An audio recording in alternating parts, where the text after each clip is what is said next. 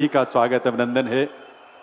देवियों सज्जनों, आज का दिन उत्तराखंड राज्य के लिए ऐतिहासिक है क्योंकि यह दिन इस देवभूमि को देश की राजधानी से और देश की राजधानी के माध्यम से पूरे देश से जोड़ने वाले दिल्ली देहरादून आर्थिक गलियारे के उद्घाटन का पुनीत दिन है।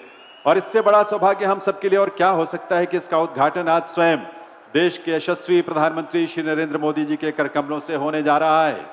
आइए गौरव के इन क्षणों की खुशी को अपनी जोरदार करतल ध्वनि से व्यक्त करें और अभिनंदन करें माननीय प्रधानमंत्री श्री नरेंद्र मोदी जी का। इस अवसर पर मंच पर गरिमामयी उपस्थिति है उत्तराखंड के माननीय राज्यपाल सेवानिवृत्त लेफ्टिनेंट जनरल गुरमीत सिंह जी की।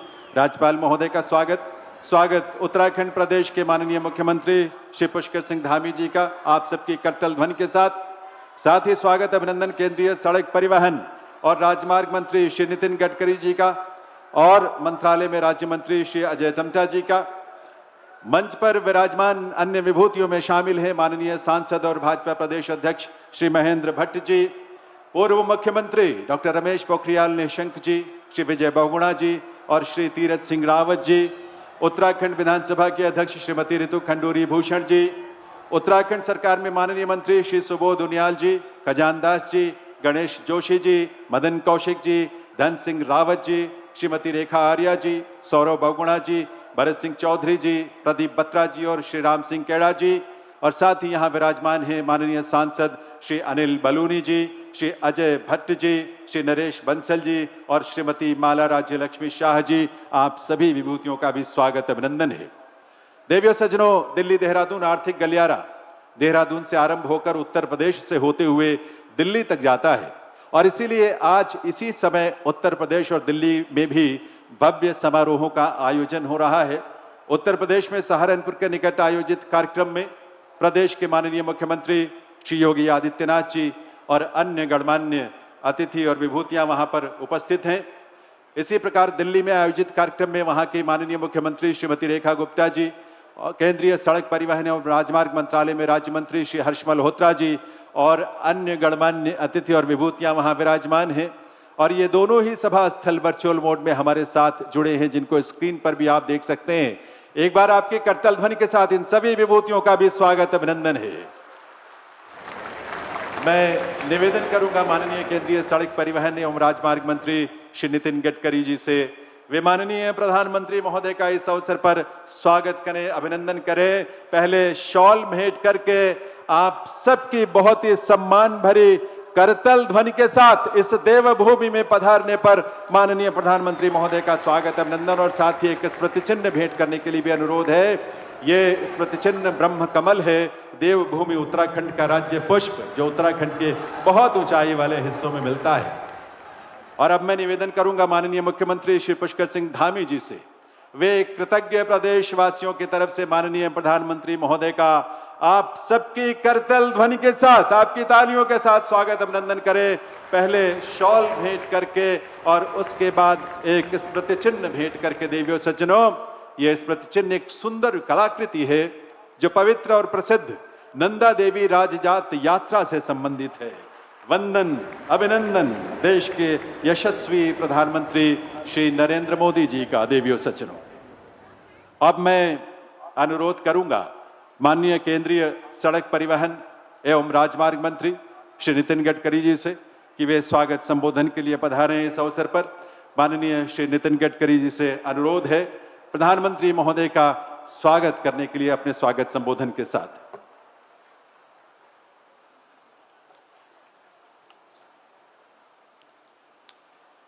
हमारे देश के लोकप्रिय प्रधानमंत्री आदरणीय नरेंद्र मोदी जी, आदरणीय राज्यपाल महोदय, आदरणीय मुख्यमंत्री महोदय, मेरे विभाग के आदरणीय राज्य मंत्री अजय जी, पूर्व राज्यपाल, पूर्व मुख्यमंत्री, सभी मंत्रीगण, सांसदगण, विधायकगण और उपस्थित सभी भाइयों और बहनों,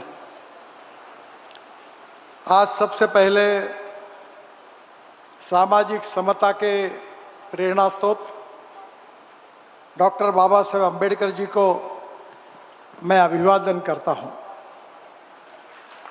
आज मुझे खुशी है कि आज उत्तराखंड के लिए हमारे प्रधानमंत्री जी की ओर से ऐसी सौगात दी जा रही है जो उत्तराखंड के विकास को और गतिशीलता देने वाली है। मैं अक्सर एक बात याद रखता हूं कि American president John F Kennedy ji ने कहा था कि American roads are not good because America is rich, but America is rich because American roads are good. आज उत्तराखंड में दिल्ली देहरादून इस इकोनॉमिक कॉरिडोर का उद्घाटन प्रधानमंत्री करने जा रहे हैं। ये केवल आर्थिक कॉरिडोर नहीं है, तो ये उत्तराखंड के विकास को गति देने वाला, आर्थिक विकास के साथ साथ रोजगार को निर्माण करने वाला और पर्यटन को गतिशीलता देने वाला ऐसा प्रकल्प है। यह एक्सप्रेसवे बनने से देहरादून, हरिद्वार, ऋषिकेश सहित समूचे उत्तराखंड के लिए एक आर्थिक, सामाजिक और औद्योगिक विकास के लिए नए द्वार खुलने वाले हैं। इसकी लागत 12,000 करोड़ रुपए है। ये 213 kilometre 6 lane greenfield express highway है जो दिल्ली मेरठ एक्सप्रेस हाईवे से शुरू होकर अक्षरधाम से शास्त्री पार्क, खजूरी खास, बागपत, शामली, मुजफ्फरनगर, सहारनपुर से देहरादून तक आता है। अभी दिल्ली से देहरादून जाने के लिए 22 किलोमीटर डिस्टेंस भी कम होने वाला है। अभी 8 घंटे लगते हैं, अब ये सफर 2 से सवा 2 घंटे में हो जाएगा, जिसके कारण यहाँ के विकास के लिए बहुत गतिशीलता मिलेगी। सहारनपुर बाईपास से हरिद्वार तक 51 किलोमीटर 6 लेन का स्पर रोड जून में, उसका भी हम उद्घाटन करेंगे। गणेशपुर से देहरादून के बीच 12 किलोमीटर का एलिवेटेड कॉरिडोर है। उसके साथ हमने वाइल्ड लाइफ के लिए विशेष रूप से प्रोटेक्ट किया है। मुझे बहुत खुशी है कि ethics, economy, ecology and environment, ये तीनों हमारे सोसाइटी के महत्वपूर्ण पिलर है। एक तरफ विकास भी करना है और दूसरी ओर इकोलॉजी एंड एनवायरनमेंट को प्रोटेक्ट करना है। अभी प्रधानमंत्री जी ने बहुत अच्छे तरीके से निरीक्षण किया है। वहाँ के वाइल्ड लाइफ को प्रोटेक्ट करते हुए हमने ये चिंता की है कि पर्यावरण की रक्षा कैसे हो। इसके लिए अनेक नए नए चीज़ों का अनुकरण, इनिशिएटिव इस प्रोजेक्ट में हमने लिया है। मुझे खुशी है कि प्रधानमंत्री मोदी जी के नेतृत्व में जब हमारी सरकार आई, तब उन्होंने इंफ्रास्ट्रक्चर डेवलपमेंट के लिए सबसे ज़्यादा प्राथमिकता दी और उस समय से अभी तक उत्तराखंड में करीब 1,30,000 करोड़ के प्रोजेक्ट हमने लिए। करीब 25,000 करोड़ की लागत के 2,461 किलोमीटर कार्य हमने पूरा किया है। जो प्रोजेक्ट चल रहे हैं वो 35,000 करोड़ के हैं और आने वाले जो प्रोजेक्ट है वो करीब 80,000 करोड़ के प्रोजेक्ट लगातार डीपीआर और पाइपलाइन में है। मुझे बहुत खुशी है कि 1650 करोड़ की लागत से कोटा साहिब से देहरादून होकर बल्लभपुर तक 4 लेन मार्ग मई 2026 में शुरू हो जाएगा। हिमाचल प्रदेश और उत्तराखंड के धार्मिक स्थलों के बीच अच्छी कनेक्टिविटी हो जाएगी। 1600 करोड़ की लागत से हरिद्वार में 4 लेन ग्रीनफील्ड बाईपास फेज 1 अक्टूबर 2026 तक पूरा हो जाएगा, जिससे दिल्ली से हरिद्वार तथा ऋषिकेश जाने में ट्रैफिक जाम की समस्या हल होगी। 1100 करोड़ की लागत से ऋषिकेश बाईपास बहुत महत्वपूर्ण है। अभी मार्च में उसको सैंक्शन हुआ है, हमारे प्रधानमंत्री जी ने कैबिनेट में उसको अप्रूवल दिया है और अगस्त तक इसका काम भी शुरू हो जाएगा। करीब 1,050 करोड़ की लागत से 21 किलोमीटर लंबा रुद्रपुर में 4 लेन बाईपास अक्टूबर 2026 में पूरा हो जाएगा। 936 करोड़ की लागत से 15 किलोमीटर लंबा काशीपुर से 4 लेन बाईपास दिसंबर 2026 में पूरा होगा। 716 करोड़ की लागत से 12 किलोमीटर लंबा देहरादून से झाझरा होकर आशारोडी तक 4 लेन एलिवेटेड रोड का हम निर्माण कर रहे हैं और जो अप्रैल 2027 में पूरा हो जाएगा। 745 करोड़ की लागत से 20 किलोमीटर लंबा बलियावाली जौलीघाट से ऋषिकेश तक 4 लेन मार्ग भी अप्रैल 2028 तक पूरा होगा। 630 करोड़ की लागत से 60 किलोमीटर लंबा जोशीमठ से मलारी तक 2 लेन मार्ग दिसंबर 2026 में पूरा हो जाएगा। मुझे खुशी है कि आने वाले समय में जो प्रोजेक्ट इस राज्य में शुरू होने वाले हैं वो ये राज्य की तस्वीर निश्चित रूप से बदलने वाले हैं। 1700 करोड़ की लागत से देहरादून से 4 लेन बाईपास जो मई 2026 तक उसका डीपीआर होकर हम काम शुरू करेंगे। दिल्ली से देहरादून एक्सप्रेसवे को देहरादून मसूरी को लिए हमने नई अलाइनमेंट के साथ चयन किया है और जिसके कारण शहर के अंदर का ट्रैफिक आज काफ़ी जाम से आप ग्रस्त है, उसमें निश्चित रूप से कमी आएगी। 2300 करोड़ की लागत से हरिद्वार में 4 लेन ग्रीनफील्ड बाईपास फेज 2 2026 तक उसका काम हम शुरू करेंगे। इस बाईपास के हिस्से में बनते से हरिद्वार का रिंग रोड भी बन जाएगा जो बहुत ही आवश्यक है। आदरणीय मुख्यमंत्री जी ने हरिद्वार के रिंग रोड, ऋषिकेश और देहरादून के बारे में बार बार फॉलोअप किया है। ये सब प्रोजेक्ट का मार्ग अब पूरी तरह क्लियर हुआ है। 800 करोड़ की लागत से देहरादून से मसूरी तक 2 लेन पेव शोल्डर मार्ग, इसका डीपीआर बन रहा है, अगस्त में उसको हम शुरू करने की कोशिश करेंगे। 800 करोड़ की लागत में श्रीनगर में 2 लेन बाईपास का भी डीपीआर बन रहा है, जल्दी उसको हम शुरू करेंगे। मुझे बहुत खुशी है कि मानस सरोवर के लिए हमारी बहुत श्रद्धा है। आज हमको नेपाल में, चीन में वहाँ जाकर वहाँ जाना पड़ता है और आदरणीय प्रधानमंत्री जी के नेतृत्व में हमने एक आह्वानात्मक काम को अपने हाथ में लिया है। बहुत कठिनाइयाँ है। 5200 करोड़ रुपए के लागत से टनकपुर पिथौरागढ़ होकर विपुलेख तक मार्ग बनाया जा रहा है। 370 में से करीब 200 किलोमीटर पूरे हुए हैं और 129 किलोमीटर का काम काफ़ी अड़चने हैं। उसके बाद भी हम उसको आने वाले साल भर में पूरा करने की कोशिश करेंगे। सबसे महत्वपूर्ण है 4 धाम यात्रा। 12,000 करोड़ की लागत से 825 किलोमीटर की परियोजना में 640 किलोमीटर का काम पूरा हुआ है। बद्रीनाथ धाम में 3800 करोड़ की लागत से ऋषिकेश से बद्रीनाथ धाम तक जो मार्ग है वो 255 किलोमीटर का काम पूरा हुआ है। 25 किलोमीटर का काम अगस्त 2027 तक पूरा होगा। केदारनाथ धाम में 1300 करोड़ की लागत से रुद्रप्रयाग से गौरीकुंड तक दिसंबर 2026 तक हम उसको शुरू करेंगे। इसके साथ साथ गंगोत्री धाम जो है 3000 करोड़ की लागत से ऋषिकेश से धरासू होकर गंगोत्री तक का मार्ग 142 किलोमीटर का काम पूरा हुआ है और बाकी 100 किलोमीटर का काम चरणबद्ध तरीके से हो रहा है। जल्दी उसको पूरा करने की हमारी कोशिश है। यमुनोत्री धाम में 2500 करोड़ की लागत से धरासू से यमुनोत्री तक मार्ग जो 46 किलोमीटर काम पूरा हुआ है और 30 किलोमीटर का काम अप्रैल 2028 तक हम पूरा करेंगे। सबसे गंभीर समस्या थी जिसके कारण आप सबको भी चिंता थी, हमको भी चिंता थी, लैंडस्लाइड की। हमने जागतिक स्तर पर स्विट्जरलैंड की इंस्टीट्यूट के साथ, यहाँ की एक्सपर्ट के साथ अध्ययन किया और मुझे खुशी है कि ये लैंडस्लाइड्स और घसान, इसके कारण जो कई मार्ग बंद हो जाते हैं उसके लिए हमने एक योजनाएं तैयार की। साइंटिफिक अप्रोच के साथ टेक्नोलॉजी का उपयोग करके 4300 करोड़ रुपए की लागत से 296 कामों को हमने मंजूरी दी है और मुझे आज खुशी है कि करीब 907 करोड़ की लागत से ऐसे जो ब्लैक स्पॉट थे लैंडस्लाइड्स के, हमने उसके काम पूरे किए हैं। 5800 करोड़ की लागत से और 194 काम का डीपीआर बन रहा है और हम प्रायोरिटी पर इस काम को हम पूरा करेंगे।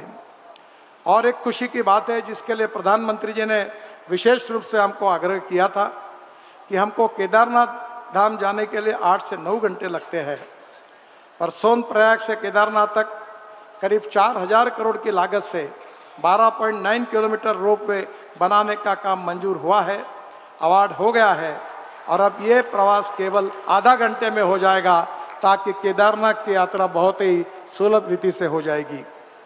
दूसरी गोविंद घाट से हेमकुंड साहिब, सिख समाज की पवित्र स्थल हेमकुंड साहिब से 2730 करोड़ की लागत से 12.4 किलोमीटर रोपवे बनाया जा रहा है।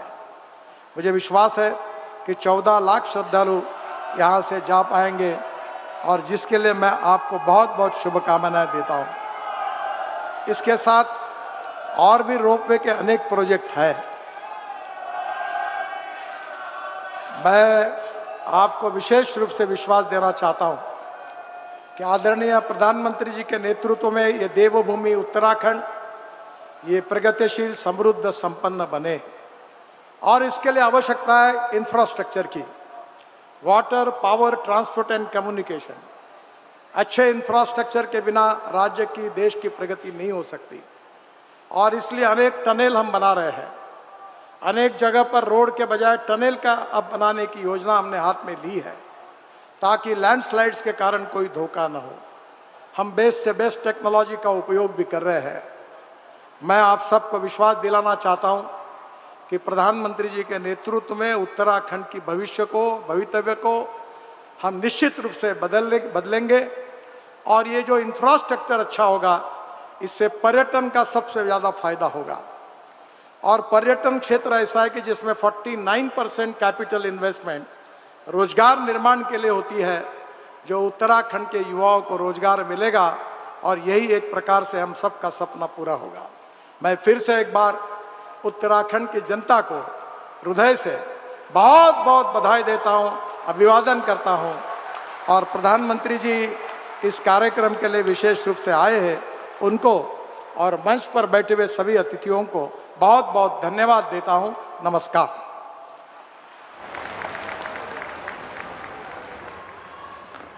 बहुत बहुत आभार माननीय केंद्रीय सड़क परिवहन एवं राजमार्ग मंत्री श्री नितिन गडकरी जी का।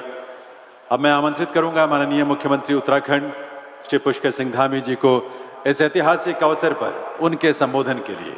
माननीय मुख्यमंत्री महोदय।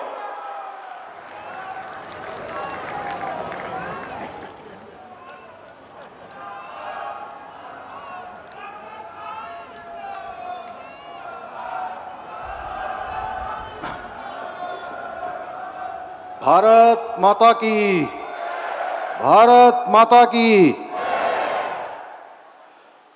मंच पर विराजमान नए भारत के शिल्पकार और विकसित भारत की भावना के ज्योतिपुंज को समस्त भारतवासियों के मानस पर अंकित करने वाले हम सभी के आदर्श आदरणीय प्रधानमंत्री श्री नरेंद्र मोदी जी, उत्तराखंड के माननीय राज्यपाल लेफ्टिनेंट जनरल श्री गुरमीत सिंह जी, अभी हम सब लोगों ने जिनको सुना, देश में रोड और इंफ्रास्ट्रक्चर के विकास में अद्वितीय योगदान देने वाले केंद्रीय सड़क परिवहन एवं राज्य मंत्री, राजमार्ग मंत्री आदरणीय श्री नितिन गडकरी जी, और कार्यक्रम में वर्चुअल माध्यम से जुड़े हुए उत्तर प्रदेश की राज्यपाल आनंदीबेन पटेल जी, उत्तर प्रदेश के मुख्यमंत्री आदरणीय योगी आदित्यनाथ जी, उप मुख्यमंत्रीगण, दिल्ली की मुख्यमंत्री बहन रेखा गुप्ता जी, केंद्रीय राज्य मंत्री अजय टम्टा जी,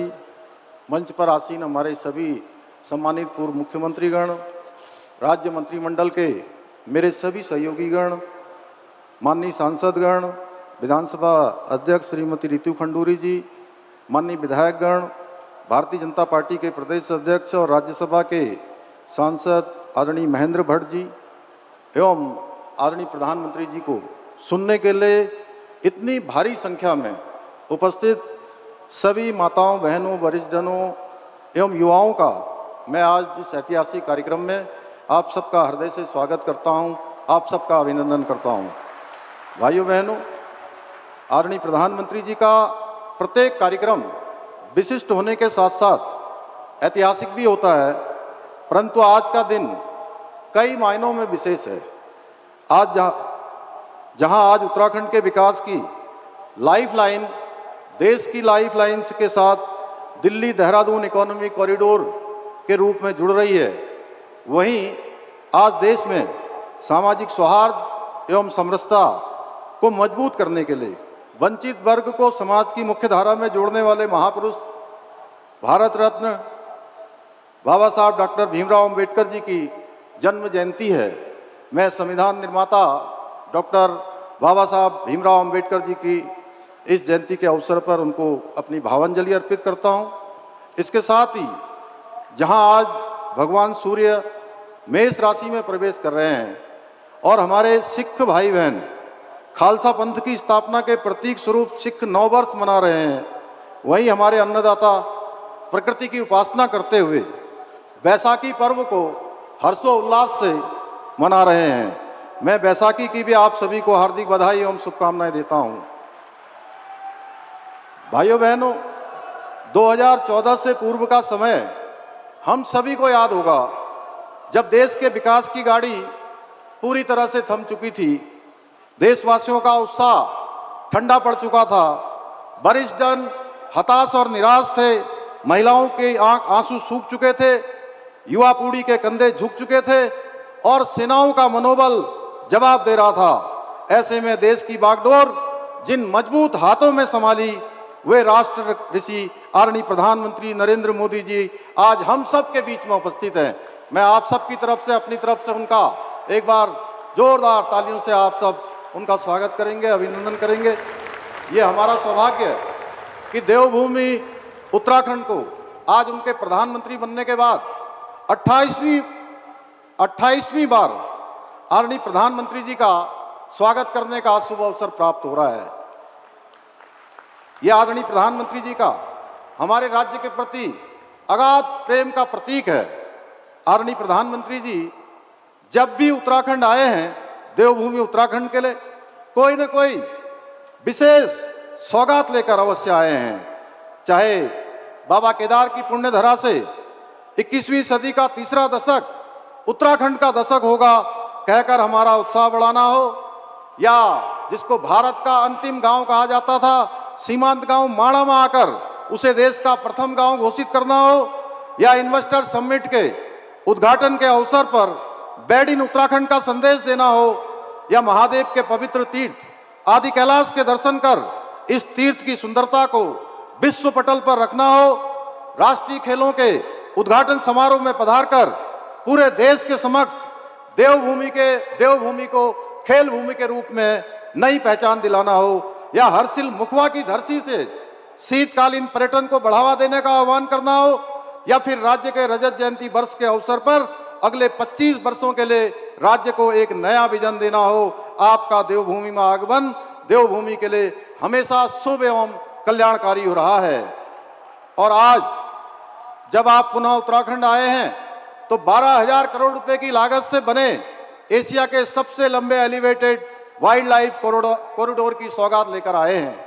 इसके लिए उत्तराखंड के सभी प्रदेशवासियों की ओर से मैं आपका हृदय तल से आपका धन्यवाद करता हूं। आदरणीय प्रधानमंत्री जी, आज आपके नेतृत्व एवं मार्गदर्शन में उत्तराखंड देश का श्रेष्ठ राज्य बनने के अपने विकल्प रहित संकल्प को पूरा करने के लिए विकास भी और विरासत भी की अवधारणा के अनुरूप प्रत्येक क्षेत्र में काम कर रहा है।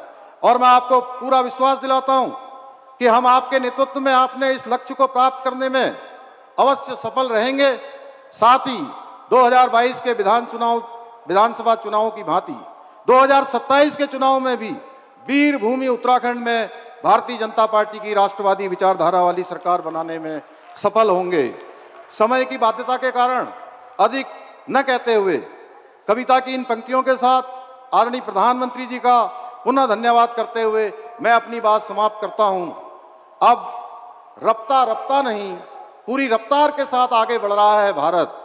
अब नक्सलवाद, उग्रवाद और आतंकवाद से जीत रहा है भारत।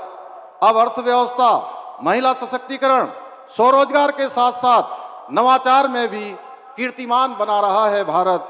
अब दुश्मन के घर में घुसकर सिंदूर का बदला ले रहा है भारत। अब अंतरिक्ष में उपग्रह के साथ साथ मिसाइल भी छोड़ रहा है भारत। और उत्तराखंड को विश्व की पर्यटन राजधानी बनाकर अपनी विरासत भी संभाल रहा है भारत।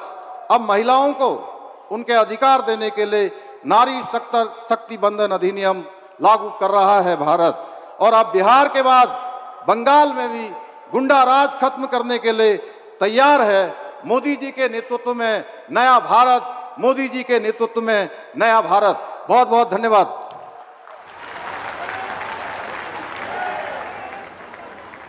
बहुत बहुत आभार माननीय मुख्यमंत्री उत्तराखंड श्री पुष्कर सिंह धामी जी का। देवियों सज्जनों, आज की इस पुनीत बेला में अब समय है दिल्ली देहरादून आर्थिक गलियारे के चारों चरणों के उद्घाटन का।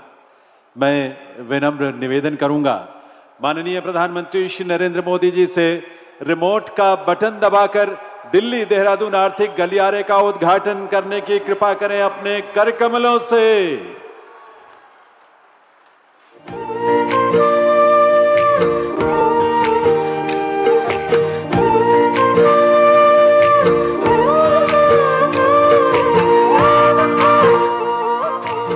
हमारे माननीय प्रधानमंत्री श्री नरेंद्र मोदी जी की विजनरी लीडरशिप में सड़क, rail, air connectivity, waterways connectivity सहित बड़े बड़े इंफ्रास्ट्रक्चर निर्माण और राष्ट्र निर्माण का जो कार्य हो रहा है, इसका बहुत लाभ दिल्ली, उत्तर प्रदेश और उत्तराखंड के लोगों को भी मिला है। बेहतर कनेक्टिविटी का उत्तराखंड के विकास से गहरा नाता है, इसलिए आज राज्य में 2 लाख करोड़ रुपए से अधिक की परियोजनाओं पर काम चल रहा है। ये परियोजनाएं उत्तराखंड में विकास को नई गति दे रही हैं। तेज और समग्र विकास की इसी श्रृंखला में आज का दिन ऐतिहासिक है, जब माननीय प्रधानमंत्री जी लगभग 12,000 करोड़ रुपए की लागत से बने 213 किलोमीटर लंबे 6 lane Delhi Dehradun access controlled economic corridor का उद्घाटन कर रहे हैं। इस एक्सप्रेसवे से देश की राजधानी दिल्ली और देहरादून के बीच का सफर 6 घंटे से घटकर मात्र 2.5 घंटे हो जाएगा। इससे जहां उत्तर पूर्वी दिल्ली को जाम से राहत मिलेगी, वहीं ISBT रिंग रोड एवं दिल्ली मेरठ देहरादून मार्ग पर ट्रैफिक दबाव भी घटेगा। जाम मुक्त दिल्ली के लिए ये परियोजना मील का पत्थर साबित होगी। ये कॉरिडोर पूर्वी दिल्ली, बागपत, मुजफ्फरनगर, शामली, सहारनपुर और देहरादून को जोड़ेगा। इसके हरिद्वार स्पर से हरिद्वार ऋषिकेश तक पहुंच बहुत आसान हो जाएगी। इसके कारण अगले साल हरिद्वार में होने वाले कुंभ में देश दुनिया से आने वाले श्रद्धालुओं का आना भी सुगम होगा। दिल्ली देहरादून इकोनॉमिक कॉरिडोर पर बने 10 इंटरचेंज के कारण शामली अंबाला राजमार्ग, मेरठ बागपत राजमार्ग, मेरठ करनाल राजमार्ग और पानीपत शामली मुजफ्फरनगर राजमार्ग से भी सीमलेस कनेक्टिविटी मिलेगी।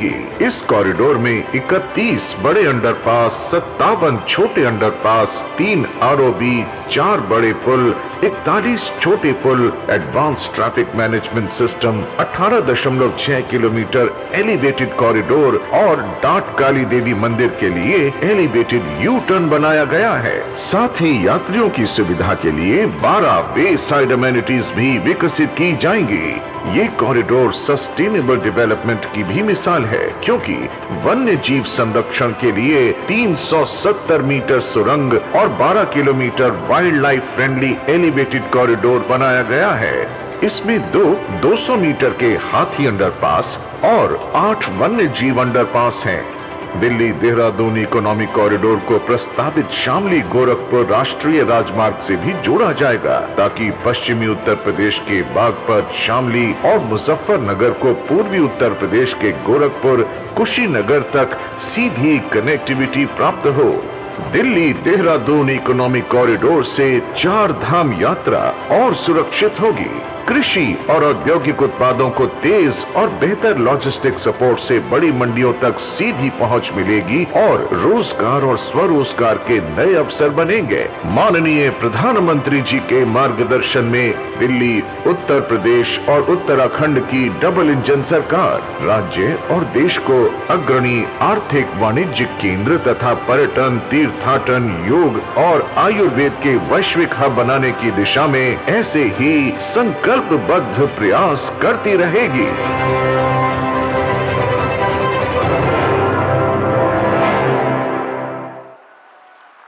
आप सभी को बधाई दिल्ली देहरादून आर्थिक गलियारे के उद्घाटन के लिए। देवियों सज्जनों, 21वीं सदी भारत की सदी है। बीते 11-12 वर्षों में देश ने हर क्षेत्र में जो प्रगति की है वो अभूतपूर्व है, और अब आने वाले दिनों में पूरा विश्व भारत की एक और अभूतपूर्व पहल का साक्षी बनने वाला है। देश की नारी के सशक्तिकरण के प्रति माननीय प्रधानमंत्री जी की प्रतिबद्धता उनके संकल्पों के अनुरूप आकार लेने वाली है। ऐसे युग पुरुष, विकसित भारत के शिल्पी, मानवीय गरिमा और सामाजिक न्याय की स्थापना करने वाले देश के यशस्वी प्रधानमंत्री माननीय श्री नरेंद्र मोदी जी से अनुरोध है, उनके संबोधन के लिए, उनके मार्गदर्शन के लिए।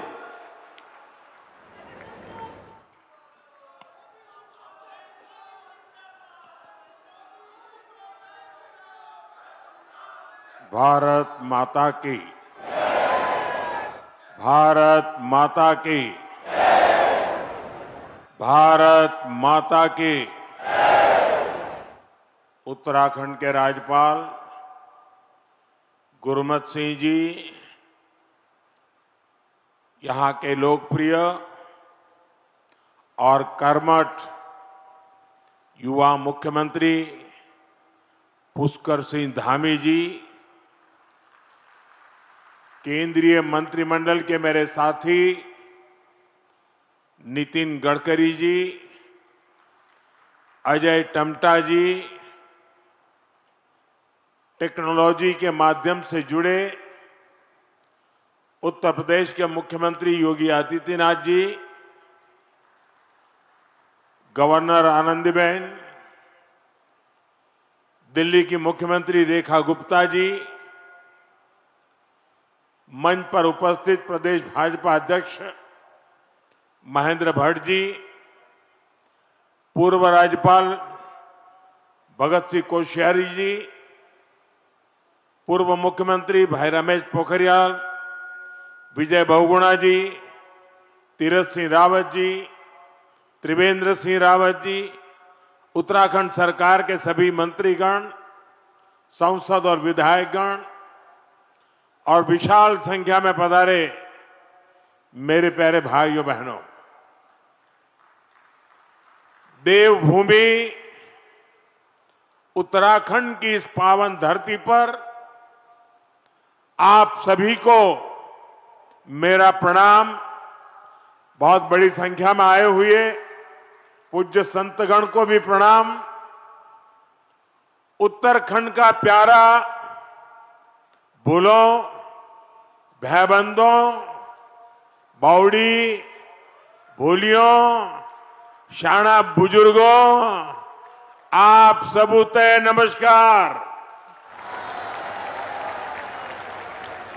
मेरो प्यारो दाजी भाई, दीदी बहनी, आमा बाबा सबई लाई मेरो तरफ देखी ठोक दिन छो। इस कार्यक्रम से टेक्नोलॉजी के जरिए भी दिल्ली, यूपी से अनेक लोग जुड़े हैं। मैं सभी का अभिनंदन करता हूं।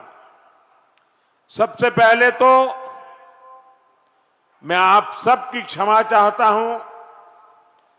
उत्तर प्रदेश और दिल्ली के कार्यक्रम में जुड़े हुए लोगों की भी क्षमा मांगता हूं कि मुझे यहां पहुंचने में 1 घंटे से भी ज्यादा देर हो गई। सब स्थान पर लंबे समय तक आप सबको इंतजार करना पड़ा और कारण यही था, मैं निकला तो समय पर था, लेकिन करीब करीब 12 किलोमीटर का रोड शो काली मंदिर से लेकर के यहां तक, इतना उत्साह, इतना उमंग कि मेरे लिए तेज गति से गाड़ी चलाना बड़ा मुश्किल हो गया। तो धीरे धीरे लोगों को प्रणाम करते करते, जनता जनार्दन के आशीर्वाद लेते लेते यहां पहुंचने में मुझे 1 घंटे से भी ज्यादा देर हो गई और इसके लिए मैं आपकी क्षमा मांगता हूं। और ऐसी धूप में 12 किलोमीटर ये जन सैलाब, ये उत्तराखंड का प्यार, माताओं बहनों का आशीर्वाद मैं आज उत्तराखंड से एक नई ऊर्जा लेकर के जाऊंगा, नई प्रेरणा लेकर के जाऊंगा और मैं इसके लिए हर किसी का हृदय से आभार व्यक्त करता हूं। साथियों, आज देश में पर्व त्योहार की उमंग है। विभिन्न विश्वों में नववर्ष का आगमन हुआ है। मैं देशवासियों को बैसाखी, बोहाग बिहू और पुथांडू की शुभकामनाएं देता हूं। साथियों, अगले कुछ ही दिनों में यमुनोत्री, गंगोत्री, बाबा केदारनाथ, बद्रीनाथ धाम की यात्रा भी शुरू होने जा रही है। इस पवित्र समय का देश के कोटि कोटि आस्थावान श्रद्धा भाव से इंतजार करते हैं। मैं पंच बद्री, पंच केदार, पंच प्रयाग और यहां के आराध्य देवों को श्रद्धापूर्वक प्रणाम करता हूं। मैं संतला माता को भी नमन करता हूं। यहां आने से पहले मुझे मां डाट काली के दर्शन करने का सौभाग्य मिला है। देहरादून शहर पर मां डाट काली की बड़ी कृपा है। दिल्ली देहरादून इकोनॉमिक कॉरिडोर के इतने बड़े प्रोजेक्ट्स को पूरा करने में माता डाट काली का आशीर्वाद बहुत बड़ी शक्ति रहा है। साथियों, उत्तराखंड राज्य अपनी स्थापना के 25 वर्ष पूरा करने के साथ ही 26वें वर्ष में प्रवेश कर चुका है। आज दिल्ली देहरादून एक्सप्रेसवे के उद्घाटन के साथ इस प्रगति में एक और बड़ी उपलब्धि जुड़ी है। आपको याद होगा, बाबा केदार के दर्शन के बाद मेरे मुंह से अनायास निकला था कि इस शताब्दी का तीसरा दशक उत्तराखंड का दशक होगा। मुझे बहुत खुशी है कि डबल इंजन सरकार की नीतियां और उत्तराखंड के लोगों के परिश्रम से ये युवा राज्य विकास के नए आयाम जोड़ रहा है। ये प्रोजेक्ट भी उत्तराखंड के विकास को नई गति देगा। इस एक्सप्रेसवे का बहुत बड़ा हिस्सा यूपी से होकर गुजरता है। इससे गाजियाबाद, बागपत, बड़ौद, शामली और सहारनपुर जैसे अनेक शहरों को भी बहुत फायदा होगा। टूरिज्म के लिहाज से यह प्रोजेक्ट बहुत अहम है। मैं पूरे देश को इस प्रोजेक्ट की बहुत बहुत बधाई देता हूं। साथियों, आज डॉक्टर बाबा साहब आंबेडकर की जयंती भी है। मैं बाबा साहब को कोटि कोटि देशवासियों की ओर से श्रद्धांजलि अर्पित करता हूं। बीते दशक में हमारी सरकार ने जो नीतियां बनाई, जो निर्णय लिए, वो संविधान की गरिमा को पुनः स्थापित करने वाले रहे हैं। आर्टिकल 370 हटने के बाद आज पूरे देश में भारत का संविधान लागू है। जिन दर्जनों जिलों में माओवाद, नक्सलवाद खत्म हुआ है, वहां भी अब संविधान की भावना के अनुरूप काम हो रहा है। देश में समान नागरिक संहिता लागू हो, यह हमारे संविधान की अपेक्षा है। उत्तराखंड ने संविधान की इस भावना को आगे बढ़कर और उस भावना को आगे बढ़ाकर पूरे देश को राह दिखाई है। साथियों, बाबा साहब का जीवन गरीबों को, वंचितों को, शोषितों को न्यायपूर्ण व्यवस्था देने के लिए समर्पित था।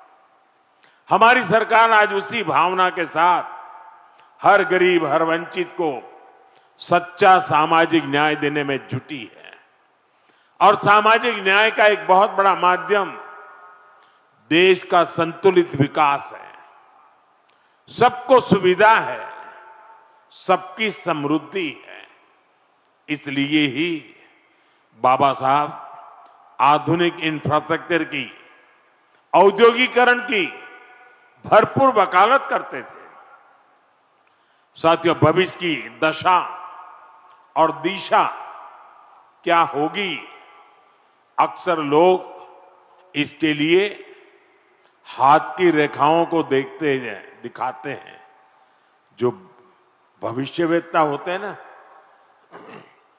वो हस्तरेखाएं देखते हैं और हर व्यक्ति के भविष्य के विषय में बताते हैं।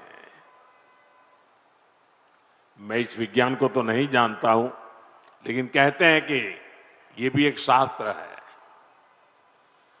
अब ये तो हो गई व्यक्ति के भाग्य की, जो उसके हाथ में रेखाएं हैं, उसकी बात। लेकिन मैं अगर इसी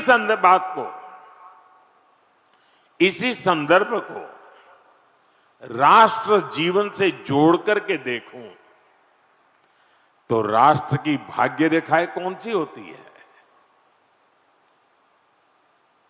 राष्ट्र की भाग्य रेखाएं ये हमारी सड़कें होती हैं, हमारे हाईवे होते हैं, हमारे एक्सप्रेस वे होते हैं, एयरवे, रेलवे, वाटरवे, ये हमारे राष्ट्र की भाग्य रेखाएं होती है।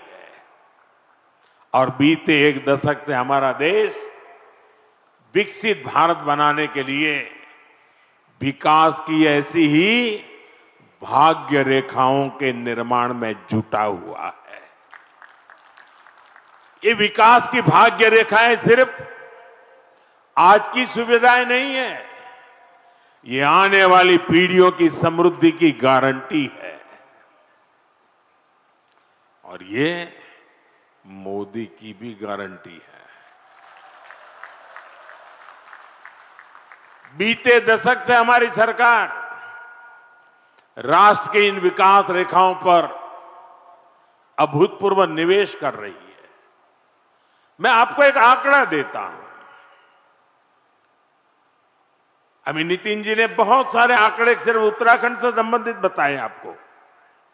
देखिए, साल 2014 तक ऐसे इंफ्रास्ट्रक्चर के लिए साल में पूरे देश में 2 लाख करोड़ रुपए भी खर्च नहीं होते थे। ये मैं पूरे हिंदुस्तान की बात बताता हूं। 2 लाख करोड़ भी नहीं होते थे। आज ये 6 गुना अधिक 12 लाख करोड़ रुपए से भी ज्यादा हो चुका है। यहां उत्तराखंड में ही 2.25 लाख करोड़ रुपए से अधिक के इंफ्रास्ट्रक्चर प्रोजेक्ट पर काम जारी है। 2014 के पहले पूरे देश के लिए 2 लाख करोड़, आज अकेले उत्तराखंड के लिए 2.25 लाख करोड़ रुपया। कभी उत्तराखंड के गांव में सड़क के इंतजार में पीढ़ियां बदल जाती थी। आज डबल इंजन सरकार के प्रयासों से अब सड़क गांव तक पहुंच रही है।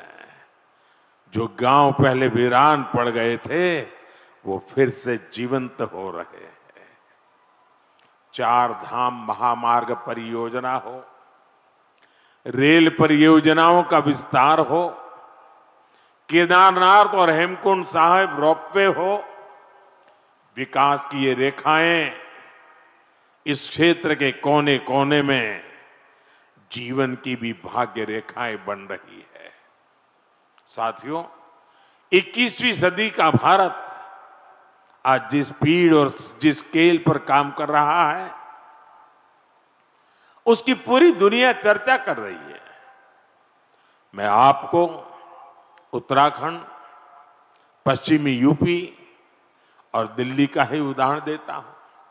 कुछ सप्ताह पहले ही दिल्ली मेट्रो का विस्तार हुआ, मेरठ में मेट्रो सेवा की शुरुआत हुई, दिल्ली मेरठ नमो भारत रेल देश को समर्पित की गई, नोएडा इंटरनेशनल एयरपोर्ट की शुरुआत हुई, हवाई जहाजों के लिए एमआरओ फैसिलिटी पर काम शुरू हुआ और आज देहरादून दिल्ली एक्सप्रेसवे शुरू हो रहा है। साथियों, इतने छोटे से रीजन में ये सब इतने कम समय में हो रहा है। कल्पना कीजिए देश में कितने बड़े पैमाने पर इंफ्रास्ट्रक्चर बन रहा है। और इसलिए मैं कहता हूं 21वीं सदी का भारत आधुनिक इंफ्रास्ट्रक्चर के जिस नए युग में प्रवेश कर रहा है वो अभूतपूर्व है, अकल्पनीय है। साथियों, आज भारत के अलग अलग हिस्सों को जोड़ने वाले अनेक इकोनॉमिक कॉरिडोर्स, उस पर काम चल रहा है। जैसे Delhi Mumbai industrial corridor, Bengaluru Mumbai industrial corridor, east coast economic corridor, Amritsar Kolkata industrial corridor, ऐसे बहुत से इकोनॉमिक कॉरिडोर देश में बनाए जा रहे हैं। इकोनॉमिक कॉरिडोर प्रगति के नए द्वार है, गेटवे हैं, डोर है और इनसे उम्मीदों की डोर भी जुड़ी हुई है।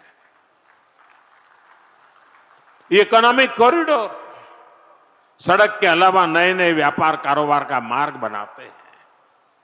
फैक्ट्रियों के लिए, गोदामों के लिए पूरा नेटवर्क, उसका आधार तैयार करते हैं।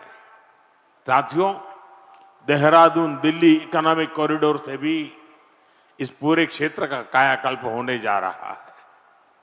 पहला फायदा तो यह है कि इससे समय बचेगा, आना जाना सस्ता और तेज होगा, लोगों का पेट्रोल डीजल कम खर्च होगा, किराया भाड़ा कम होगा और दूसरा बड़ा फायदा रोजगार का होगा।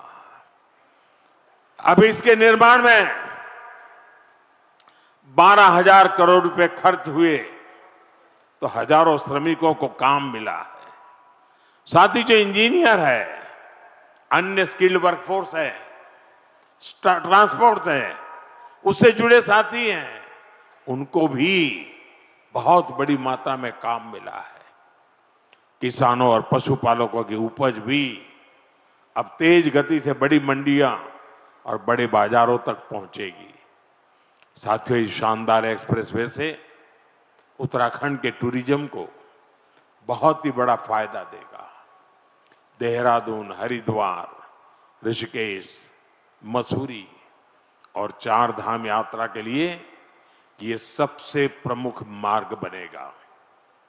और हम सभी जानते हैं, जब टूरिज्म का विकास होता है तो हर कोई कुछ न कुछ कमाता है। होटल हो, ढाबे वाले हो, टैक्सी हो, ऑटो हो, होम स्टे हो, सबको इसका फायदा होता है। साथियों, मुझे खुशी है कि आज Uttarakhand winter tourism, winter sports और मेड इन इंडिया शादी के लिए बहुत बेहतरीन डेस्टिनेशन बनता जा रहा है।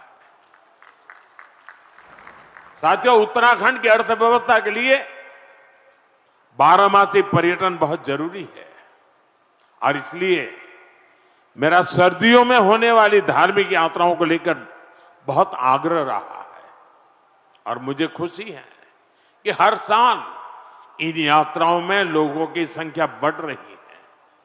आपको याद होगा, मैं 2023 में आदि कैलाश और ओम पर्वत की यात्रा पर गया था।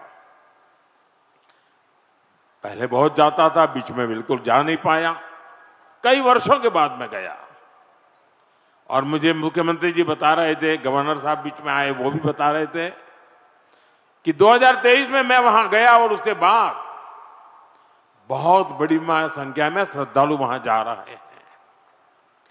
पहले वहां कुछ 100 लोग ही सर्दियों में यात्रा के लिए जाते थे। साल 2025 में करीब करीब 40,000 से अधिक लोगों ने इन पवित्र स्थानों की यात्रा की। कभी 1,000 नहीं होते थे, अगर 40,000 पहुंचते हैं तो यहाँ के लोगों की रोजी रोटी की कितनी बड़ी ताकत आ जाती है। इसी तरह 2024 में शीतकालीन चारधाम यात्रा में करीब 80,000 श्रद्धालु आए थे। 2025 में ये संख्या 1.5 लाख पार कर चुकी है। साथियों, हम ऐसा विकसित भारत बनाने में जुटे हैं जहां प्रगति भी हो, प्रकृति भी हो और संस्कृति भी हो। और इसलिए आज होने वाले हर निर्माण को इन्हीं त्रिवेणी,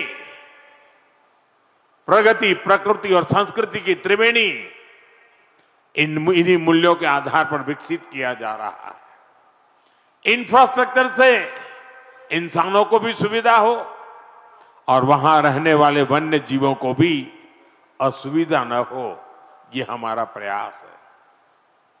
और इसलिए ही इस एक्सप्रेसवे पर करीब 12 किलोमीटर लंबा एलिवेटेड वाइल्ड लाइफ कॉरिडोर भी बनाया गया है। हाथियों को भी असुविधा न हो, इसका भी ध्यान रखा गया है। वैसे साथियों, मैं आज देश भर के सभी पर्यटकों और तीर्थयात्रियों से भी एक आग्रह करना चाहता हूं।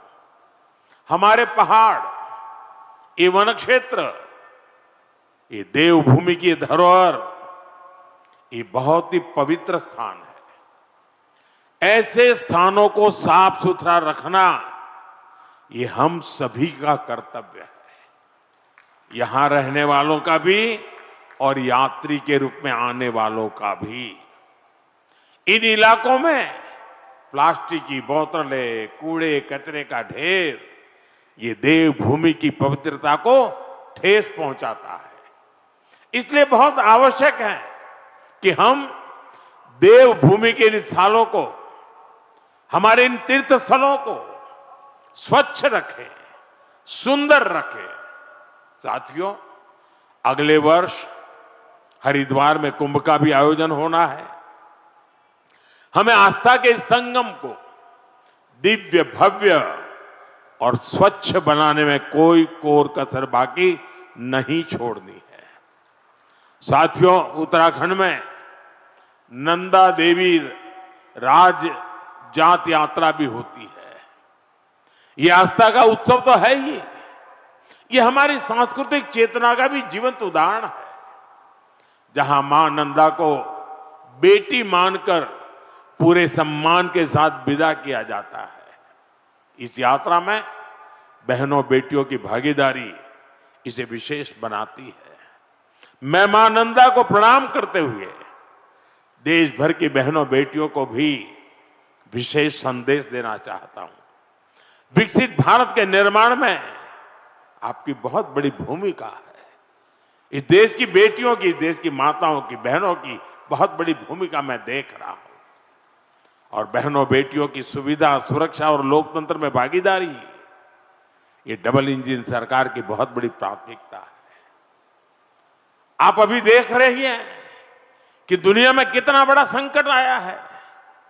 इसे दुनिया के विकसित देशों में भी कितना हाहाकार मचा है।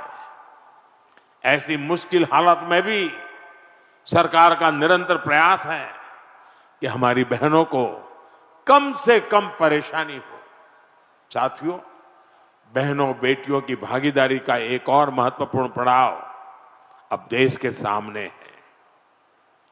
4 दशकों के इंतजार के बाद संसद ने नारी शक्ति वंदन अधिनियम पारित किया था।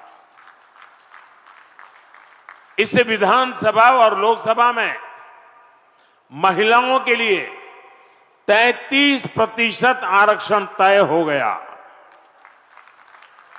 सभी दलों ने आगे आकर इस महत्वपूर्ण कानून को समर्थन दिया। अब महिलाओं को ये जो हक मिला है ना, इस हक को लागू करने में देर नहीं होनी चाहिए। अब ये लागू होना चाहिए। अब जो 2029 में लोकसभा के चुनाव होंगे और तब से लेकर के आगे विधानसभा के भी चुनाव आते रहेंगे, जो भी चुनाव आते रहेंगे 2029 से ही ये लागू हो जाना चाहिए। ये देश की भावना है, ये देश की हर बहन बेटी की इच्छा है।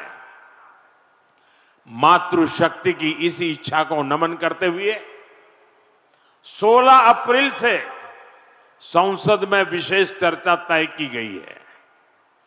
देश की बहनों बेटियों के हक से जुड़े इस काम को सभी राजनीतिक दल मिलकर के सर्वसम्मति से आगे बढ़ाएं, उसको पूरा करें। और मैंने आज देश की सभी बहनों के नाम एक खुला पत्र लिखा है। सोशल मीडिया में शायद ये मेरा पत्र आप तक पहुंचा होगा। हो सकता है टीवी और अखबार वाले भी इस पत्र का जिक्र करते होंगे। मैंने बड़े आग्रह के साथ देश की माताओं बहनों को इस कार्य में भागीदार बनने के लिए निमंत्रित किया है। मुझे पक्का विश्वास है कि पत्र मेरे देश की माताएं बहनें जरूर पढ़ेगी,